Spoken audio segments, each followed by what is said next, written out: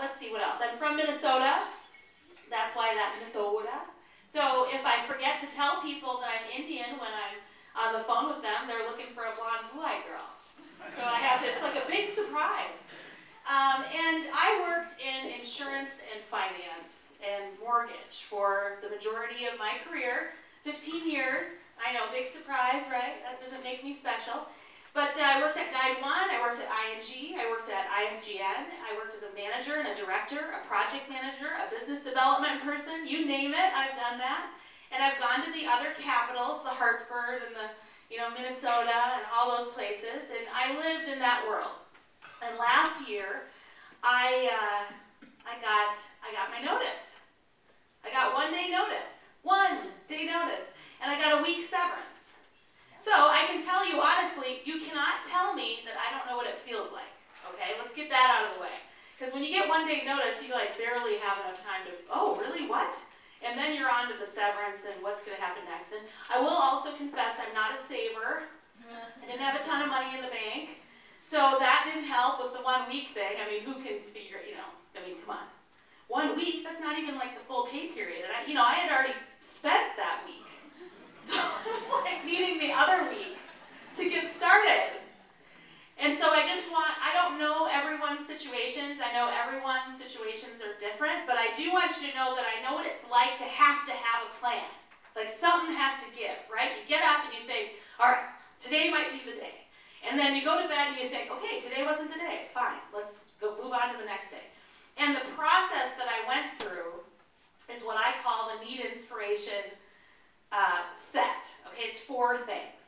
And I followed these 4 things, and guess what happened to me in 10 months? Does anyone want to wager a guess? I'm obviously not working in insurance and finance, right? I have a radio show 5 days a week. I shot a television pilot. I'm a full-time speaker. I have CDs that help other people with the things that I experienced, and I'm able to support myself that way. In fact, I'm making more money now than I did before, which was a lot. Like I felt like that was a decent amount and I wasn't going to be able to recover it. And I will also say that I get up every morning and I'm excited about what's going to happen next. Seriously, not in like a weird inspirational speaker kind of way. Generally, getting out of bed and thinking, what is going to happen next? Holy cats! So that's what I want to talk to you guys about. I want to talk to you. Does anyone want to know how I did it? Yep. Yeah, I had no broadcast experience. So to get a radio show 5 days a week, that's kind of weird, right? I had no television experience. And I had spoken, but I never spoke for money. Like I always, spoke because they couldn't stop me.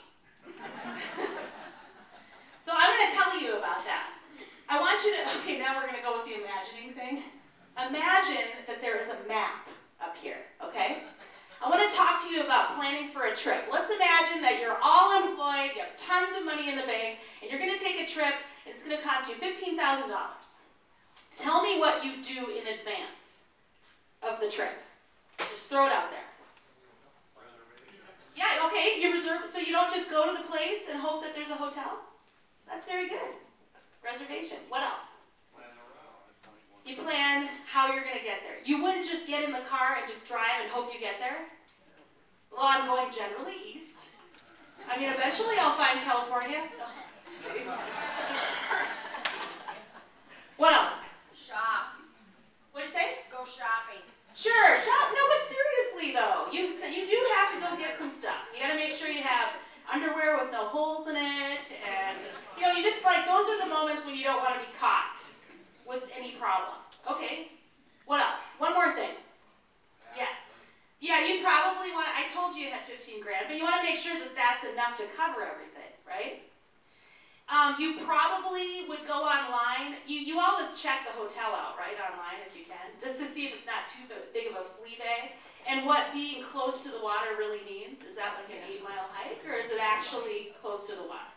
And you might read the reviews of what other people who have gone there. You'd probably read their reviews, right? Check it out. Anyone seen that, the review about the dirtiest hotel in the world in New York? Like, there's all these people with the reviews. You definitely would plan a route. You would definitely, and do you remember when you were a kid and when your parents said, we're going to take a trip and you packed right away? Like you were going to leave for 30 days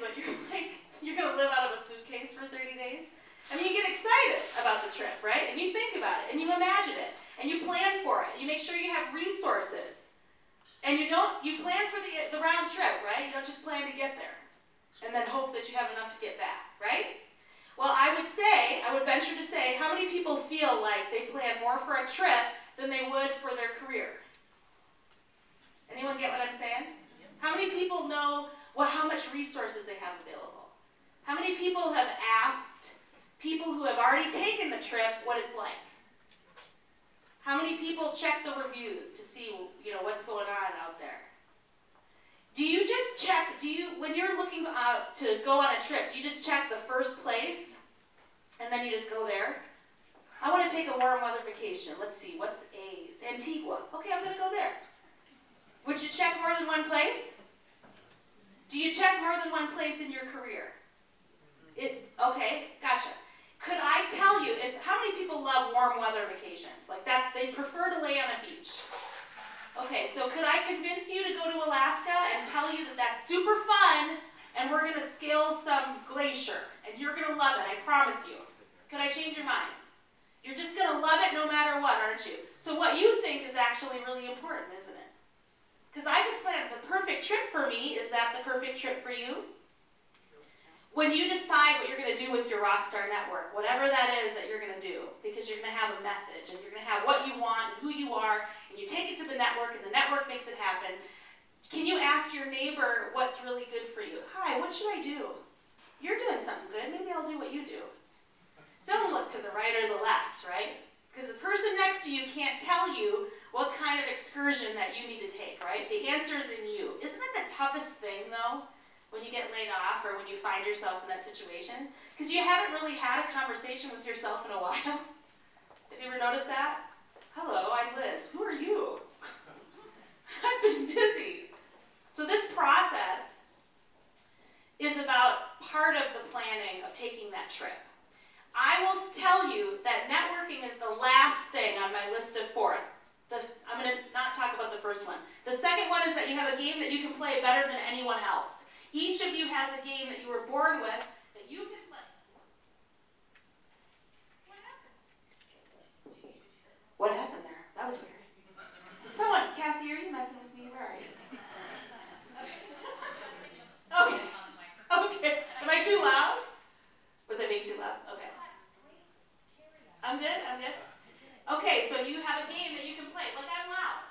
Okay, so no matter how, if they turn it up or down, can everyone hear me? Yeah. Okay. So, and you have to play that game. So there's no plan for you that you can find in anyone else. The sooner you figure out what your game is, whatever that is, and build your entire career and your life around it, the more successful and secure that you will be. I want you to know, a corporation will never give you security. We were talking about this.